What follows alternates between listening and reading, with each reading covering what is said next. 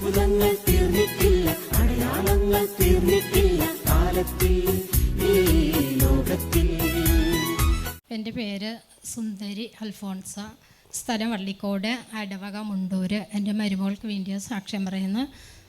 മോള് ഗർഭിണിയായപ്പോൾ ഡോക്ടറെ കാണിക്കാൻ പോയിരുന്നു.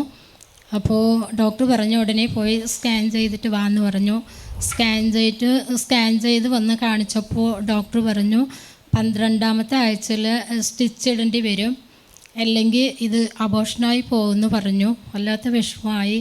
ഞങ്ങൾ കുടുംബത്തോടെ എല്ലാവരും ഇവിടെ വന്ന് പ്രാർത്ഥിച്ചു. അതിനുശേഷം 12ാമത്തെ ആഴ്ചയിൽ പോയി സ്കാൻ ചെയ്ത് നോക്കിയപ്പോൾ ഡോക്ടർ പറഞ്ഞു ഒരു സ്റ്റിച്ചും വേണ്ട, കുഞ്ഞ് വളരാനുള്ള ഗർഭപാത്രം വികസനം വെച്ചു എന്ന് പറഞ്ഞു.